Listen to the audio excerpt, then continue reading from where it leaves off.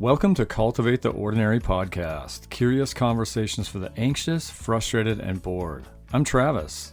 And I'm Jessie. So often we're held captive by screens, schedules, and media that's mind-numbing and polarizing. This leaves us seeing dimly through a fog. We want to spark more imagination and a better awareness of God's presence in the everyday. Join us on a fun journey of discovery and curiosity as we look at the ordinary through the lenses of joy, wonder, beauty, and hope.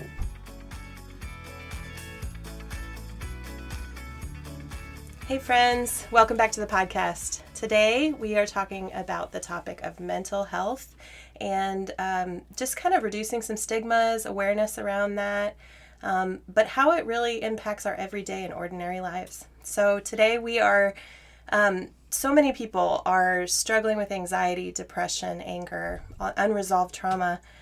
This is inside the church, outside the church, all around us. And according to Lifeway Research and an article that they wrote, 49% of pastors say they rarely or never speak to their congregation about mental illness, which is just very surprising to me, honestly, because it is such an epidemic.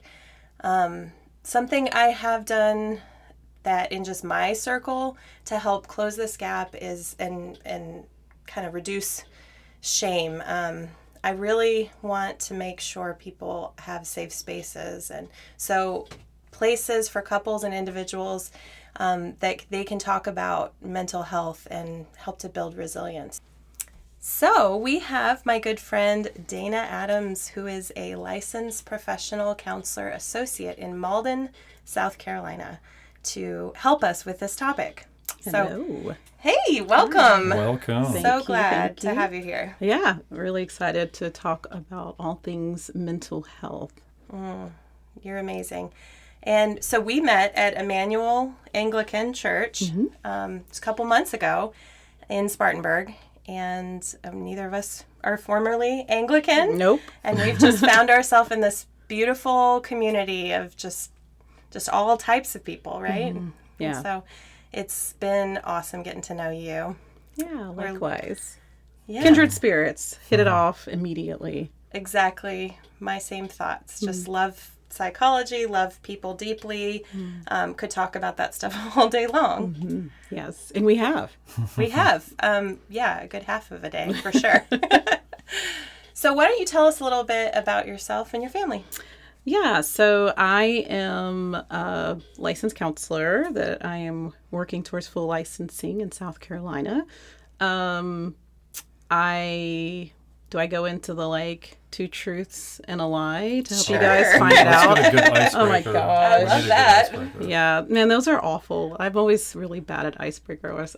Okay, so I am a solo mom, divorced. I am 40, and I'm a new cat mom. I don't think I've talked to you since that. We had a stray cat show up at our back porch about 2 weeks ago. And she claimed us, and we have claimed her. So we named her Quinn. She's about 8 weeks old. Nice. So I'm a cat mom now. It reminds me, I have a picture that says, I'm one bad relationship away from 40 cats. It's like, it's a slippery slope into more. Yeah, well, the cat distribution system is really in full effect. So, yeah. Well, we definitely need adopters. Yeah, absolutely. Yeah. When you hear the words of the phrase cultivate the ordinary, Dana, what comes to mind for you? What does it mean for you to cultivate the ordinary? Yeah, good question. So another random thing about myself is I'm also a plant mom. So when I think about cultivate the ordinary, I think about kind of more the care that I take with my plants daily. Sometimes I don't see a lot of growth on the surface, but there's definitely a lot going on beneath the surface. So I think especially in our day-to-days, if we're going to work, we're taking care of kids, we're battling traffic, right? And trying to remember to drink our water and, detox from social media. I think about cultivating the ordinary is these mundane things that just seem to not really look like they're producing much on the surface. But I think in our day-to-day, it is really growing roots within ourselves, deeper into our values, deeper into our integrity, deeper into how we serve others, how we serve God. And these things show up in the ordinary day to day. Yeah, I really love that. I love the plant thing. I grew up on a farm, so I can really relate to thinking about, you till the soil, it's this black dirt, and in our case, massive fields, and you see nothing going on for just a long time. There's this hidden mystery underneath. Like, is it even going to come up? Like, what's going to happen to this crop? And so, yeah, that's a great analogy to talk about cultivating. Yeah. So let's kind of pivot right into the topic at hand, mental health, which I think we could all say has come a long way when you look historically back, over the decades and even probably in the last 10 years. But, Dana, do we still need to reduce the stigma around receiving mental health care? Yes. Heavy emphasis on the Y-E-S. Yes. I think there is still a lot to learn and better understand. I think you got mental health TikTok and Instagram Reels, which I'm all for the awareness that's coming up as people are sharing their experiences with their own counselors or mental health journey. But I still think that there is a lot of misinformation, if that's the right word, about what is trauma, what is ADHD, what is depression. And so I think there's still a lot that needs to be uncovered when it comes to this work. And I love that a lot of those mental health TikToks with like therapists or counselor psychologists in the field, they open up with, this does not take place of the work that you do with a professional and licensed mental health clinician. And I think that's the secret sauce when it comes to mental health and it comes to kind of this field, that it's not just the awareness, it's the process and the work. There may not be a day that I don't go to the doctors for blood work, or I don't go to the doctors for checkups. S on the check or S on the ups? I'm going to make an appointment and go see my doctor. And same thing for me is that I tell my clients all the time, you're here on my couch, but I'm also on the couch of my therapist weekly. This isn't just work that I just say, okay, I'm good, I've arrived. This is constant growth in caring for my emotional and mental well-being. It's really good. Yeah. So I know you know this, I know this, but many counselors and therapists, partly how they arrive at that profession is they've been through some stuff. They've had personal experiences of traumas or of, just mental illness sometimes.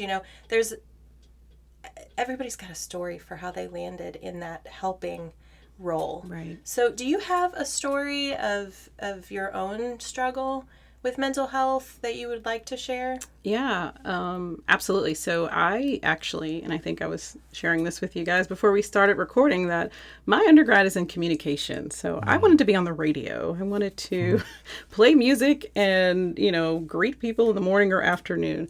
So that was my background.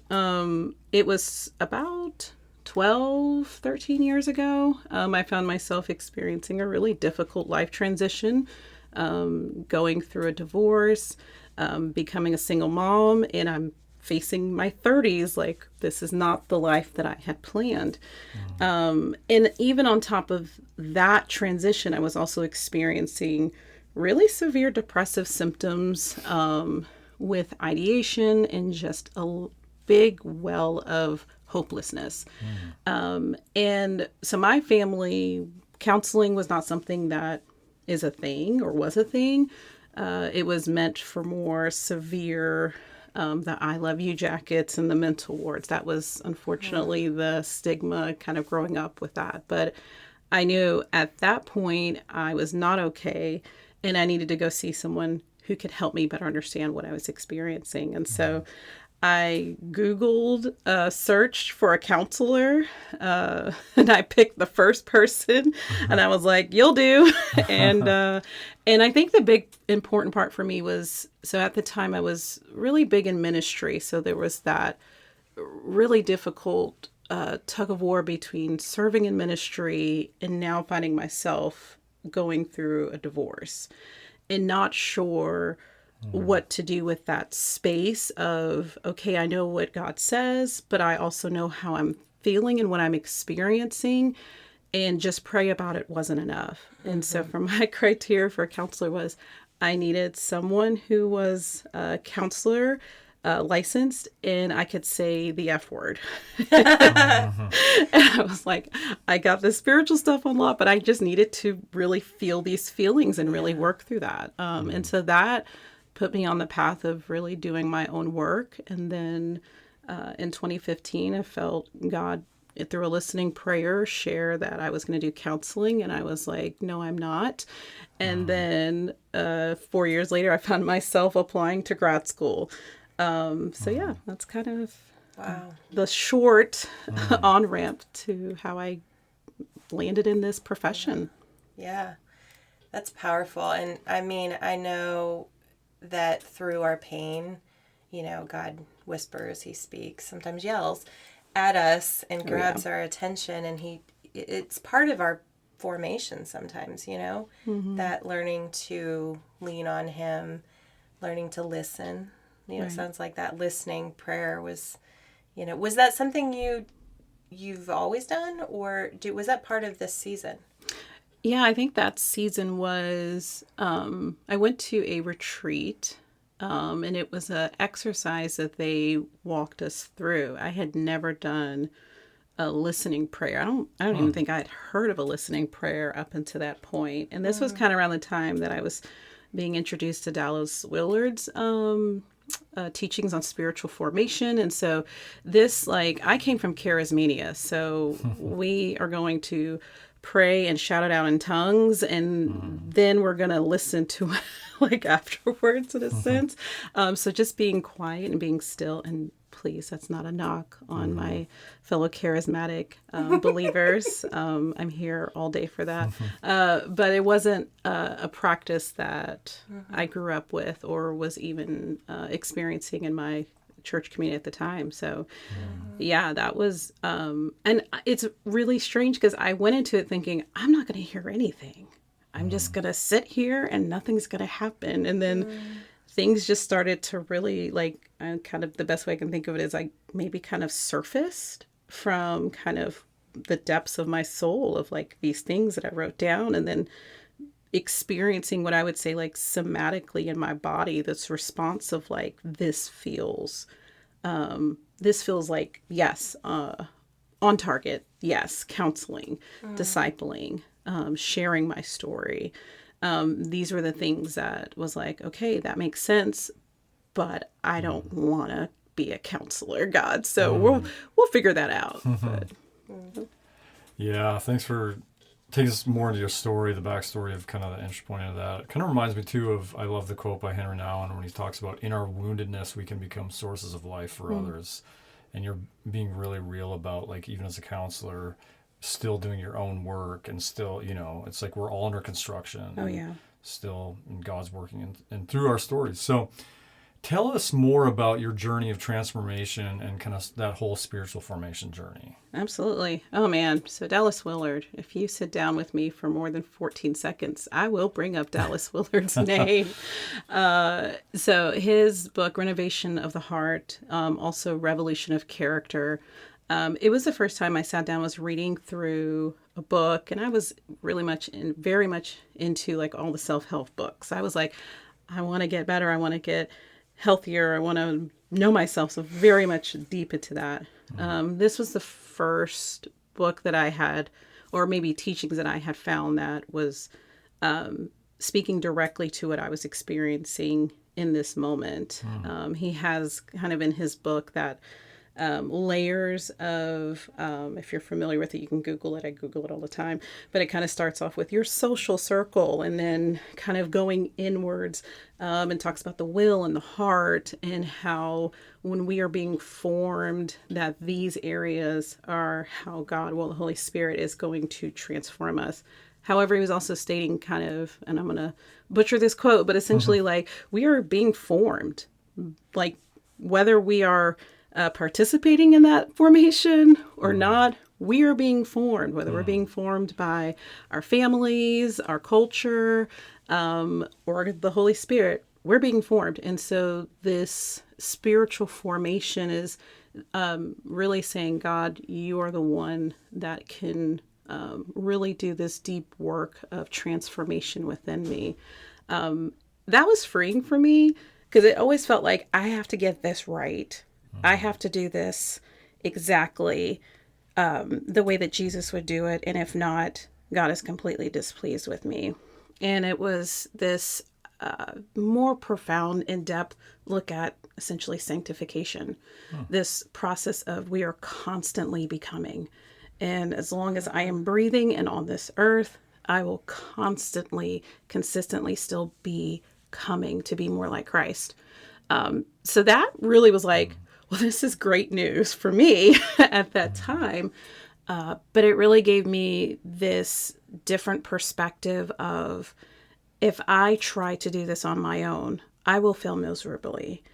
And if I allow the Holy Spirit to move and to transform me into the likeness of Christ, then that is on his timetable, not mine.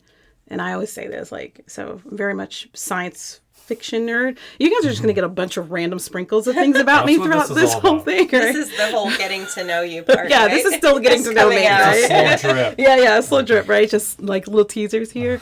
But science fiction, I say time is a construct, and God is not confined to time. The Holy Spirit is not confined to time. It's Kairos. The Kairos. Yeah, about God's time. Yeah, and so if God is not confined to time, how is it that I'm constantly trying to rush him into making me more like him to then what? And so I just believe this beautiful process of being formed, not by what is just around me. In this instance, when I found this teaching, it was being formed by this toxic relationship, this toxic marriage, a decade of my life of living in survival mode, living day to day with trauma symptoms and having to unlearn that way of living. Yeah, I can go on about that, but did I answer the question? Yeah. Oh, for sure. Yeah. For sure. Yeah. So what was a major change in this formation journey as you look back in that story? Yeah, a lot has changed. Probably the biggest, one of the bigger ones would be self-acceptance, which can really ruffle a lot of theological feathers. Being able to accept myself. Dallas in his teachings talks a lot about our feelings are necessary in a way, like they're not bad, they're feelings. And when I think about the work that I do with my clients and helping my clients understand your feelings are not bad, they're just signals, they're just trying to communicate needs. It's what we do to meet those needs is when things can get a little tricky and a little messy outside of that. I think what has changed, even and still changing within me, is that I think I threw away trying to be this good Christian. I grew up my whole life trying to be a good Christian. That was based more on behavior modification, right? And I think we can all agree that behavior modification is only going to take us so far. Right. In this, like just transformation, spiritual formation, really helps. And I don't want to call that safety net, but it really is that foundation in which we can just stop trying to be good and just be. And allow the Holy Spirit to continue to do the work of forming us, the work of forming not just us, but our social circle. That's a big part of spiritual formation, is that as things start to shift and change within us, things start to shift and change around us. And yes, that if you were to have known me I guess, this would have been 11 years ago compared to now. I would say it feels night and day, but to the Holy Spirit, it just feels like this, like, homecoming to self, this homecoming to who he has known me to be this entire time, and this acceptance and embrace of, it's you. It's you that, you've been waiting for to show up, and now we can continue to do this work of becoming. Yeah. What a line, homecoming to self. I love that. It reminds me of, we interviewed Rusty Mackey, who just came out with that book, Artistability, and he has a very similar premise to his whole book, is just coming home to yourself. And it's the self that was there all along, but we just learned all these things that we built up, and that's the false self, like the self that God doesn't even recognize. Like, he loves us all, right? But that coming home to the authentic self. Well, I love everything that you said. It's like a poster for renovation of the heart and spiritual formation. And I know you also mentor young women, right? So this isn't just as your job, but this is your heart, like your whole life. Yeah. So in your mentoring of young women, I know you told me in our coffee date when we were kind of getting to know each other about what really was the kicker, like how you moved into becoming a licensed counselor and started this whole journey. Yeah, that I'm going to fight God until I stop fighting him. So one of the things I was doing was mentoring young women, probably late teens, early 20s. And they were like, hey, I want to, grow my relationship with God and better understand scripture. And so I would meet with them over coffee, because coffee is life. Yes, come on. Right? And so in those times when we'd be talking, they would just start sharing all of this stuff that was going on in their life. And I'm like, so in your reading of Matthew, what did you glean from that? I just was like, I don't know what to do with the stuff that they're bringing to me. And a lot of times I found myself saying, maybe talk to a counselor. I mean, it's helped me, and then finally, I think after the third or fourth woman that I was meeting with and talking with, I was like, what if I just go get this training and kind of have, the tools in my belt to be a better mentor. And I think God just really, I think he just enjoys me. And he's like, yeah, that's a great idea. You should do that. So I kid you not, Travis, you haven't heard this, but it was one of those where I was like, okay, I'm going to go get a whole master's degree and get into a whole lot of debt so I can be a better mentor. That sounds like amazing, gift to the church and to God. Right. And so I went to, I was looking at a school in Georgia, had friends that graduated from it, and I was like, this is the school. If I was to go back for counseling, this would be it. But they did not have an online program, or at least a hybrid. But they did have a spiritual director certificate program. And I was like, okay, I'll do that. And I remember talking with the director, the spiritual director, the director of this certificate program, and she essentially told me, she's like, look, the school's going to want me to say, yeah, come on, do this, we'll take your tuition money. But she's like, I don't think this is actually what you're supposed to be doing. And I was like, oh no. And I remember getting off the phone with her and I just wept because I was like, I don't know what I'm supposed to be doing. And I was talking with a friend at the time about it, and they mentioned like Gordon Conwell. And I was like, okay, what is that? And so went and looked on their website, and sure enough, spiritual formation was plastered everywhere. And I was like, okay, all right. And so here I am going to seminary after I said I would never go to seminary. But when I tell you it was oh man, that experience was phenomenal. I had no idea what I was doing, applying to a graduate program, and they're like, what do you want to do with this degree? And I'm like, be a better mentor, right?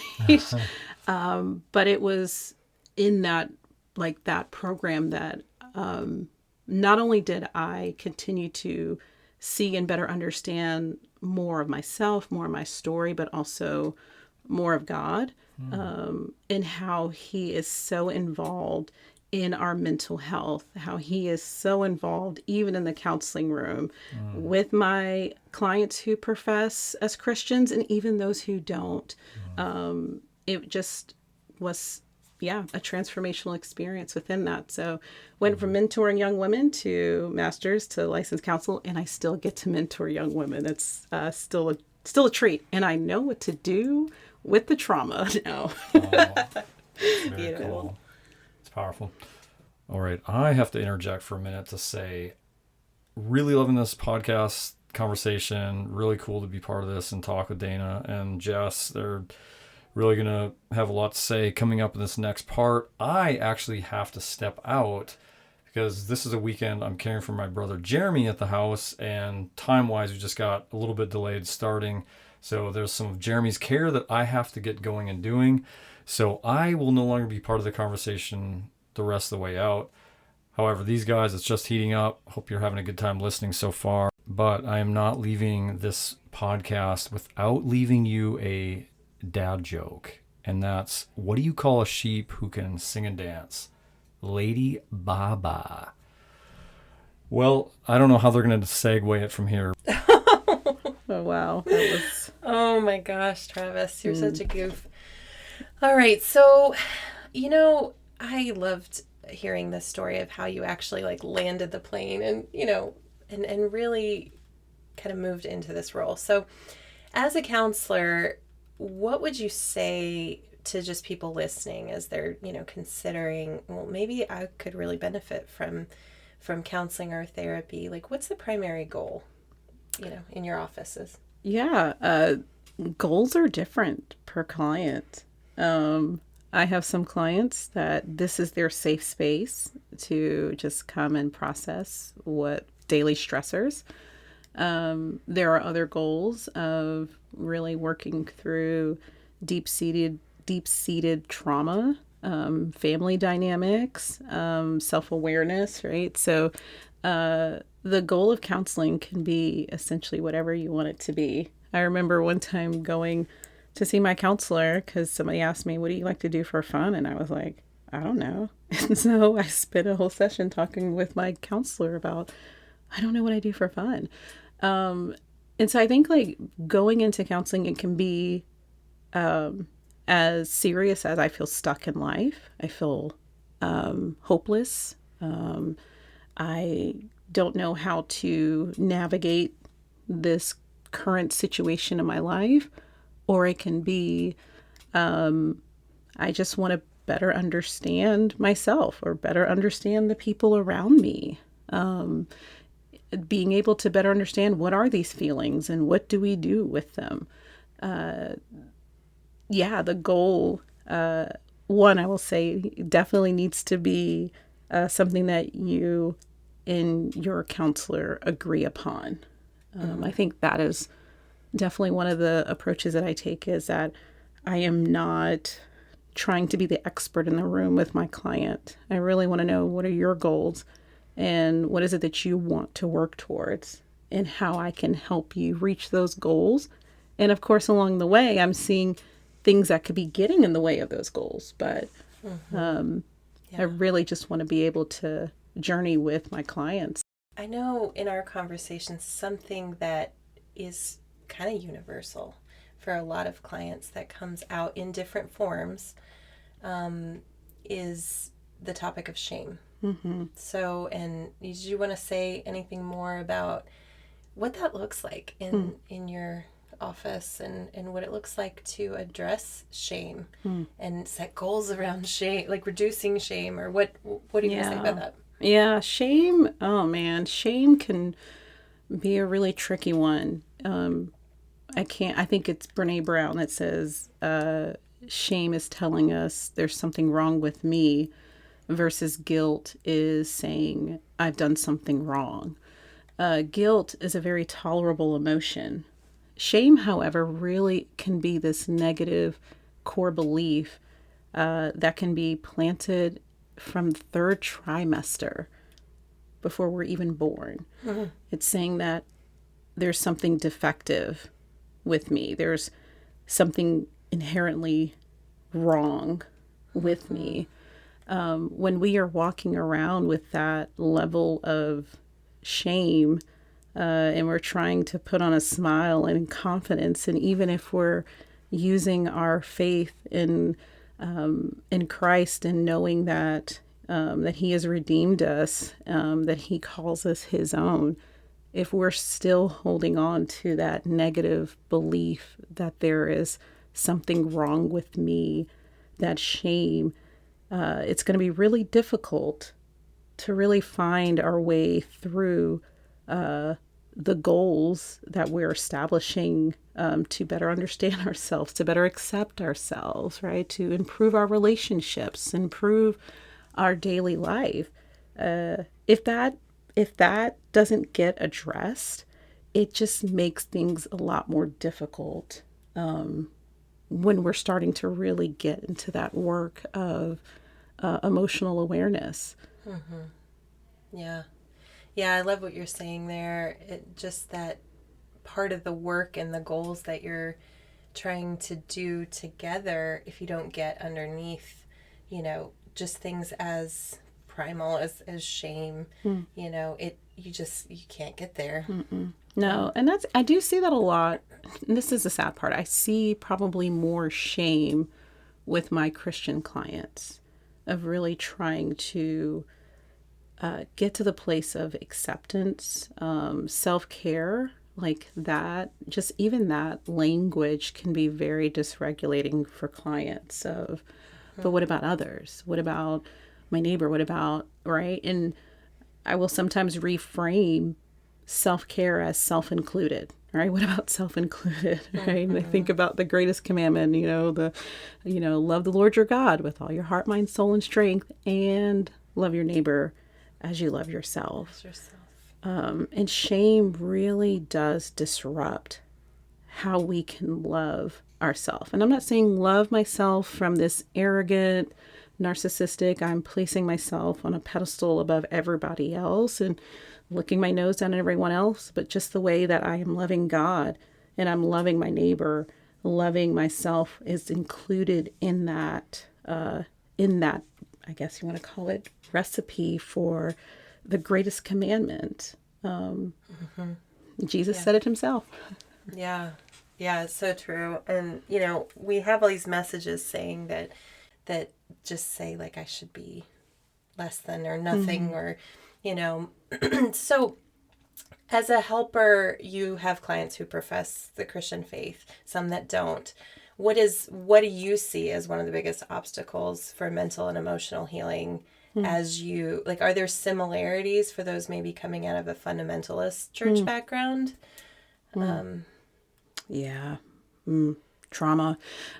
Spiritual trauma, man, that's so, I grew up in charismania, so for me, it may look a little different than kind of a fundamentalist, church background, but I think essentially that controlling leadership, that was a big thing in my upbringing, was you honor your pastors. You do not rock the boat. It's very much compliance.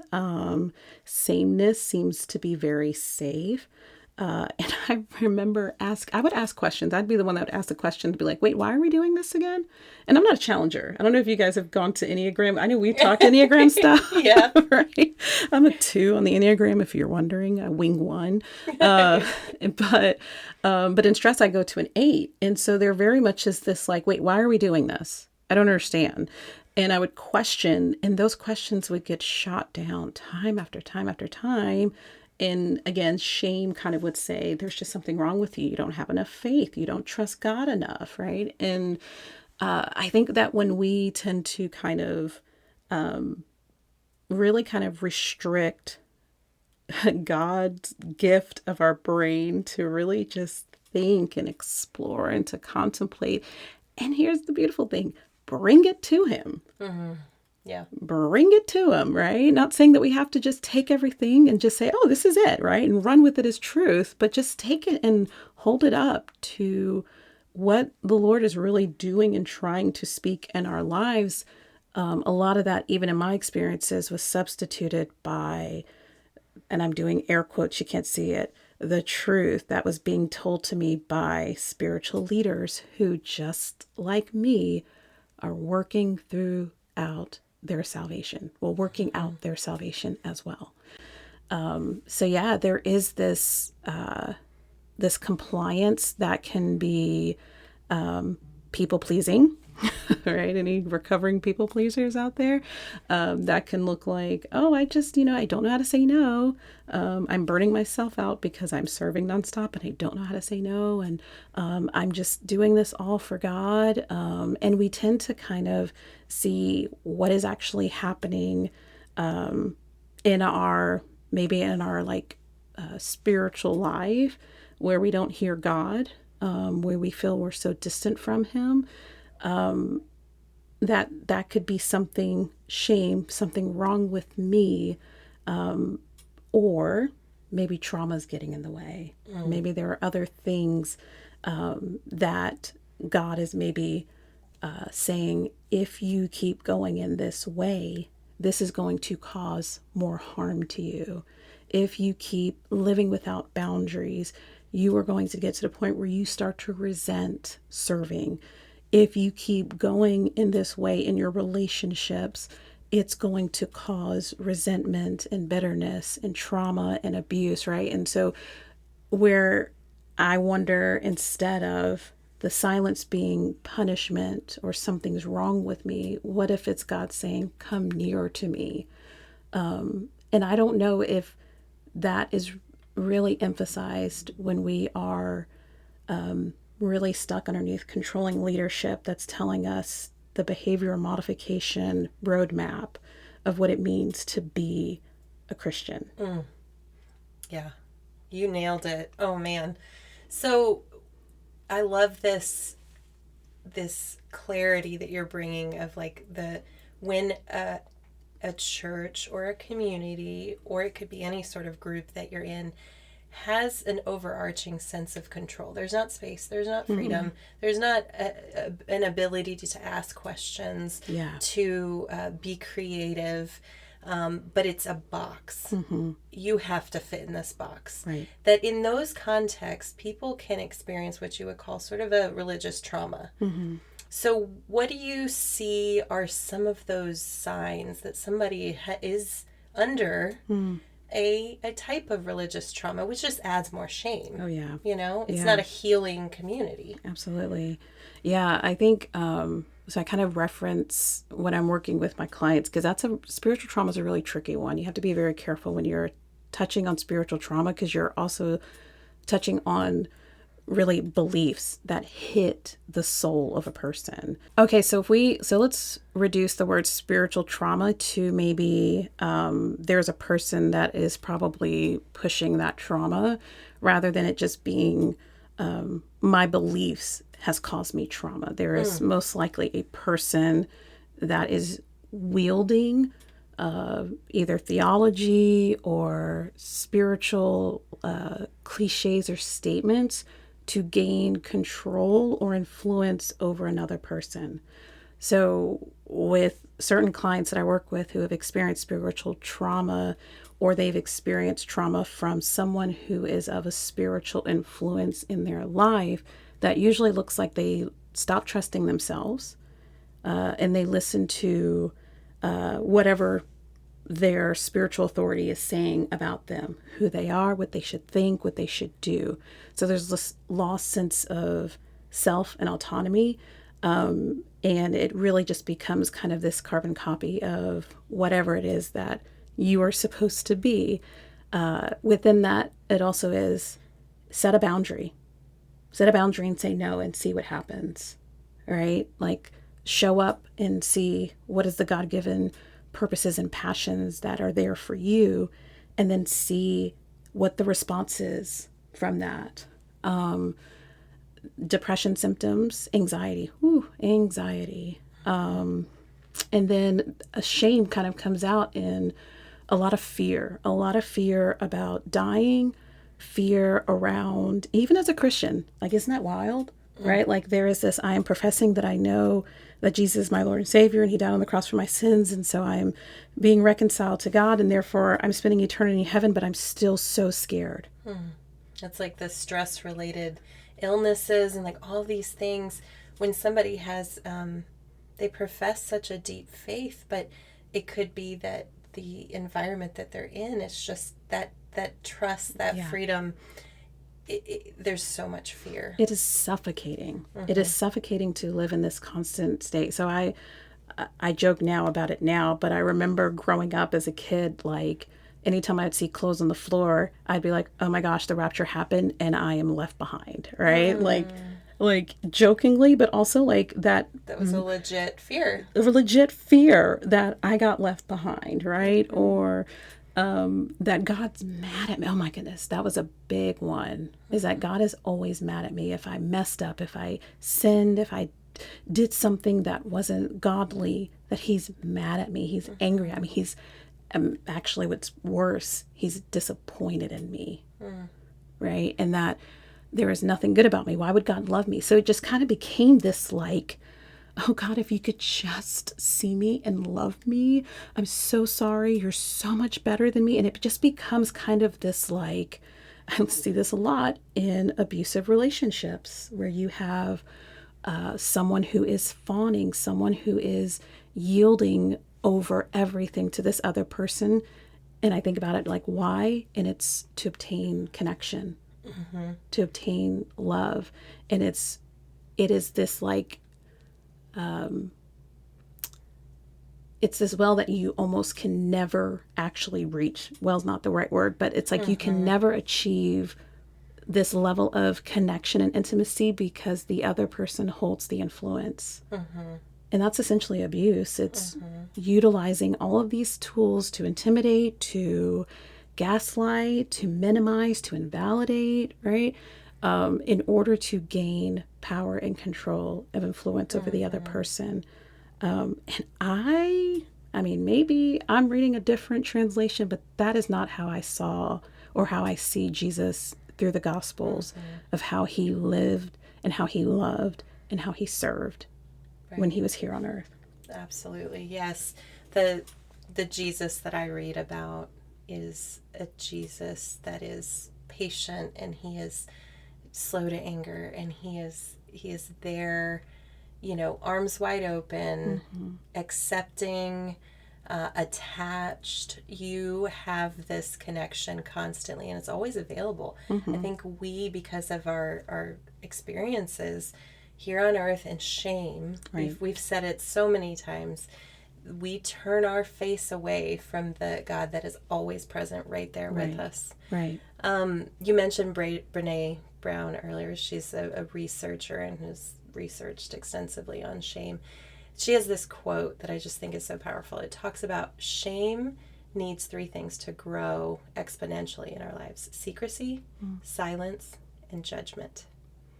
So it kind of sounds like what we're talking about, that in certain communities that are not super safe, you have a lot of secrecy, silence, and judgment. Right. And shame just runs rampant in those environments. But what we need to kill shame is empathy. Yeah. Having an empathetic witness. And that's what, why I brought you on the podcast was just, you're one of those for me. You're someone who sees, hears. I'll never forget the second time we had coffee, you asked, what does it mean to know Jesse? And you asked that. I mean, that is a very core question to ask a person. Yeah. To say, I really do want to know you. Right. Yeah. And we need to do more of that for other people. Allowing you to tell me who you are, not me just assume. Exactly. Yeah. I heard recently, my husband and I just did a course with the Gottmans, John and Julie Gottman, and one of the tips was try to make 50% of the things you say to another person questions. Like, just ask more questions. Yes. Stop assuming stop making statements like you know it all. Yes. Oh, I love that. And I like that curiosity. I even think about, even in my personal relationship with God, welcomes my questions. even ask me questions. And right, and those questions, that curiosity, man, is it activates a part in our brain where we're learning, we're creating new neural pathways, right? Like, and the more that we are constantly learning, the more that our brain is like, okay, let's connect this dot that we didn't connect before. That it was almost like that missing puzzle piece that we didn't have before. Yeah, I love it. So I know we've been talking a little bit about within the church, just because I think that we've had discussions about noticing some of the obstacles that Christians sometimes face as they come into counseling. Right. But we also are swimming in the waters of culture. And, the culture at large, we each have our individual cultures as well. Right. But whatever that may be, what would you say some of your observations have been about, like, kind of some of the most damaging parts of culture that deteriorate mental health? Yeah. That's like a really important question, and even consideration when it comes to mental health, is cultural awareness. What is the culture that my client is coming from?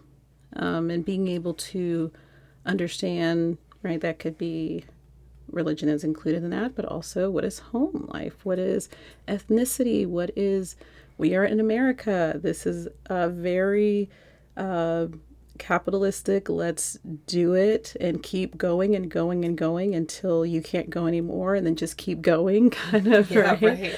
And not everybody that I have that walks through my doors and sits on my couch is an entrepreneur where they can create their own schedule, right? A lot of us are working, 40-hour work weeks, then some.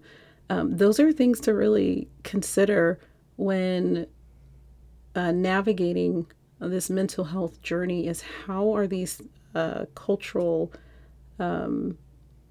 elements impacting us? And I think one of the bigger ones that I see is this constant doing versus being.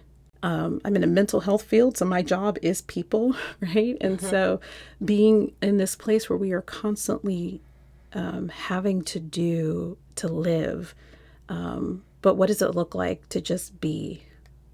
What does it look like to enjoy life and not have to wait until retirement age to actually enjoy our life? And being present. What does it even mean to be present? And walking through, and that's, honestly, that's a good bit of my work, is walking clients through slowing down, not getting caught in this wave of doing and producing and making more money and making a name for ourselves. And right, and there's nothing wrong with those things, but when we have the option or the ability to just sit still and we can't, that's our culture. Yeah, it could be ADHD, but it could also be the pressures that, either the narratives that we've been told growing up, right? Like that. I remember growing up, it was like, you go to school, you go to college, you get a job, you stay at that job, work your way up that corporate ladder, then you retire. Well, yeah, let's talk about guilt over rest.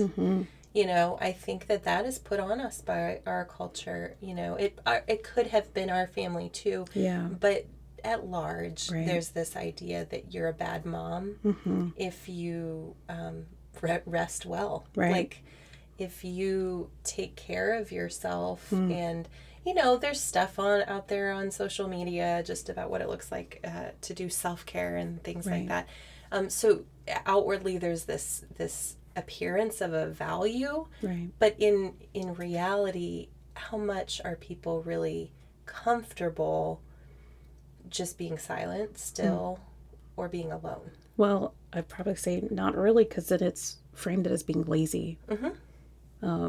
Or it's framed at like, if you're not doing all this stuff, you can't complain if you don't reach your goals.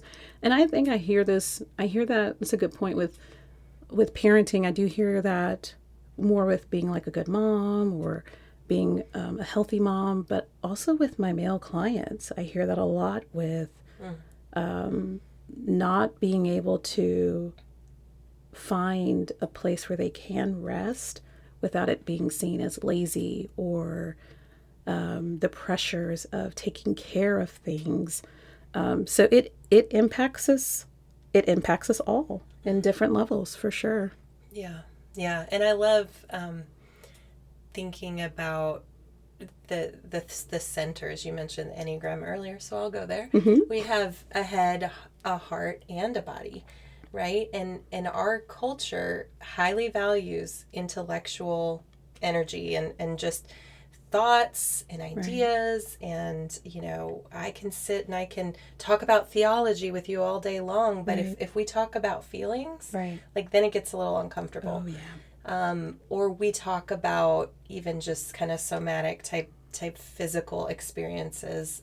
People know even less about that in the West. And so just having a value for all the parts of us, like mental, emotional, and physical, because we can't be well unless all parts of us are well. Absolutely. I mean, renovation of the heart, Dallas Willard, right? Like that is very much like that work.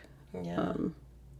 So, and do you have any closing thoughts to people who are maybe just starting a mental health journey or considering how they might engage in maybe they're not in crisis, maybe they just want to make sure they don't get there? What would you give to people? I think so being able to know what is it that you are hoping to address going to talk with a counselor.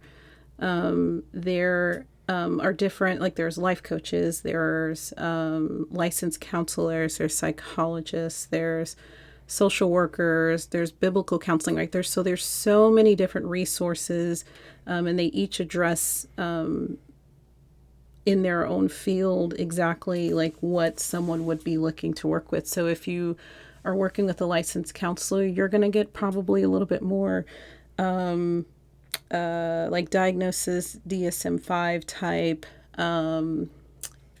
not want to say like treatment as in like this is your diagnosis, but being able to really address symptoms, right? So if there are these symptoms of depression, and being able to work with a licensed counselor is going to be able to help you better understand what depression is versus the feeling of depression, which is two different things, right? The diagnosis of generalized anxiety disorder versus a feeling of anxiety, right?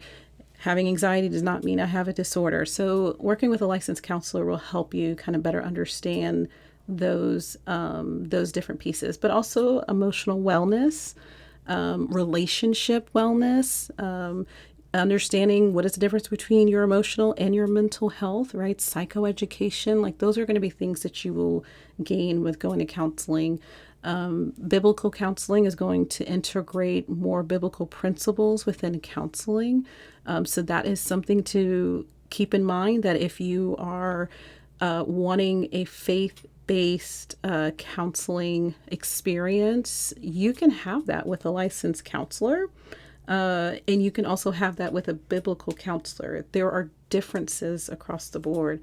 And I think like being able to sit and maybe have like a 15-minute brief consultation with someone that you're interested in, right? Psychology Today is a great place to just type in wherever you're living and try to see like, hey, I want to, I don't know, a life transition, and see which counselors pop up and read their profile. And I think also too, ask them what to expect. What does it look like for me to be your client? You are looking essentially to be vulnerable with this person. And so that is okay to come in with questions. I think one of the best questions I got asked by somebody who was looking to pursue counseling services with me was, what is it that, like, how can you help me with these particular areas, these issues? So yeah, I could probably read. Yeah, that's great. Yeah. So, you're a counselor in Malden, South Carolina. Yes. I don't know how many people in the area might have an interest, but But is there a website, or do you have a certain way that people might reach you if they want to just learn more about what you do? Yeah. So my practice out of Deeper Roots Therapy in Malden, South Carolina. I also have my private practice, Wellness and Growth. So if you are interested in either one of those, you can find me on Psychology Today, Dana Adams, and it might say Simpsonville, Malden, South Carolina, or deeperrootstherapy.org. You can find my profile and bio there. Awesome. Yeah. So today has just been like the most rich conversation. I mean, it's my heart just wanting people to give time and space for their mental well-being, and that it doesn't conflict with their faith.